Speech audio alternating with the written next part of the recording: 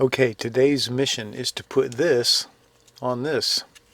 This is the Taurus G2C, formerly the PT-111.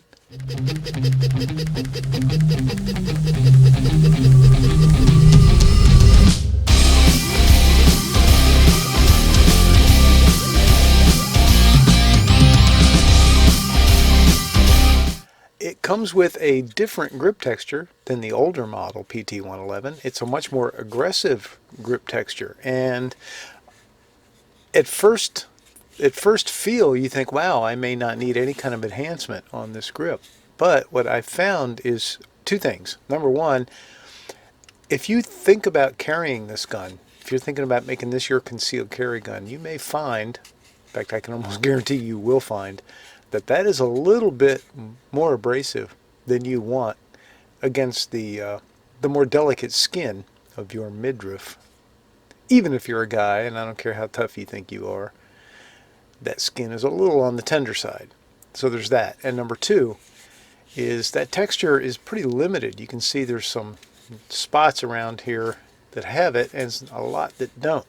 So up in here, there's really none. And up in here, where the web of your hand grips the gun, there's none. And I find that it's very beneficial to have it up there as well. So, having said all that, I'm going to put this rubberized Talon grip on because the rubberized gives me the extra grip that I want, but it also gives me a much nicer feel to the gun, not just in my hand, but against my body if I put it against my body. So let's get started. If you've never watched me do this before, then welcome. I'll try and go through the steps quickly. And if you have watched me do it a million times, then you've probably already clicked away. Okay, I'm going to take the slide off the gun. There's really no reason to have it on there. It just adds a little weight. And if you want to be safe, that's the safest possible way to do it. Next step is to use the alcohol wipe that Talon provides. And oh, by the way, if you haven't tried a Talon grip and you're thinking about it and you want to go get one, use the discount code. Just an O. Save yourself a few bucks. Okay, we clean it to get off any kind of oils from handling the gun or from cleaning the gun and things like that, so that the adhesive will stick. I always start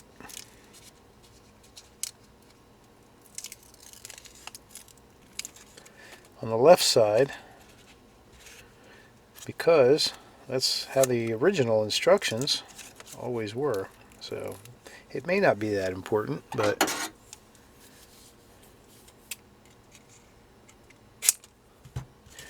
all right. So I'm going to lay this on here. Lay it on me, man. And just sort of line it up. And just about every gun makes it pretty obvious where to line it up, but it helps too if you've got that cutout. And then before I tack it down much, I want to wrap it around and make sure that it looks like it lines up centered on the back. That's really important because this little tongue that goes on the back strap, you want that to be centered, and that looks good. So tack that down a little bit here. Just sort of gently tacking it down to keep it in place. And now I'm going to remove the rest of the protective backing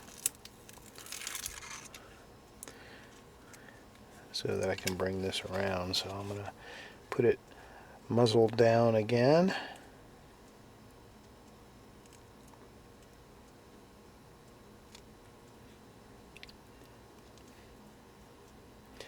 And again, I'm just gently tacking that down. Just want to get it in place so it holds itself.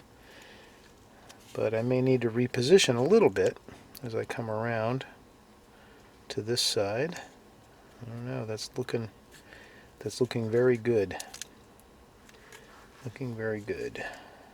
It seems decent. Now, some people leave this on the outside, but I'm afraid it's gonna want to peel up, so I'm going to pull back my initial front edge and lay this down.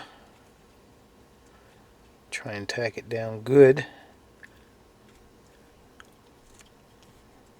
And then roll this edge back over it. Because the way you grip the gun, these fingers are not just squeezing down, but they're pulling back this way slightly. If you notice that when you squeeze something, your fingers are pulling back this way a little bit. So if you had that over the top, I think you're going to tend to peel it off. All right. That seems fairly decent.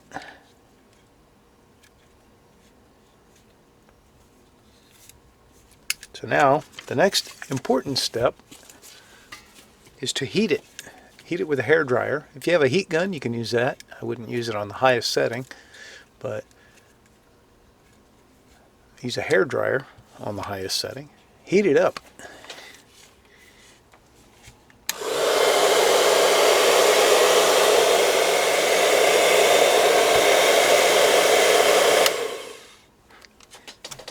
Okay, so when you've gotten it good and hot, you can really feel how soft and pliable it gets. So then you want to smush.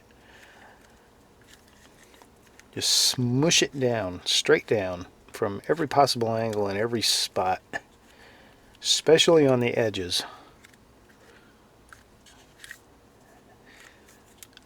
Let that adhesive get right down into that substrate as much as it can, and you'll see that underlying texture even come up a little bit. Even though this granulate has such a heavy texture, you'll see the underlying texture come up. And that's when you know you're smushing good. Smush it good. Where's Devo when you need him? Okay, so I don't know if you can see. Let me get the light. You see that? You see that texture right there from that panel coming through? That's what you want to see. You want to see the underlying texture. And then you know you've gotten your adhesive down in there really good. Good coverage. Especially on the back. I tend to, just the way I shoot, the way I grip, I tend to be hard on these backs. If I'm going to have one peel away from me, it's going to be here.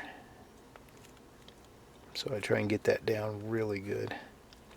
So usually what I'll do is I will heat it a second time and smush it a second time before I call it done. I won't make you watch me do it twice, but I definitely recommend that you do it twice.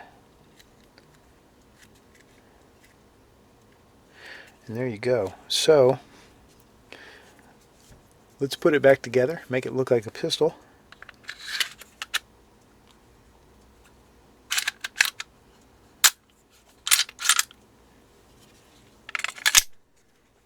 Voila.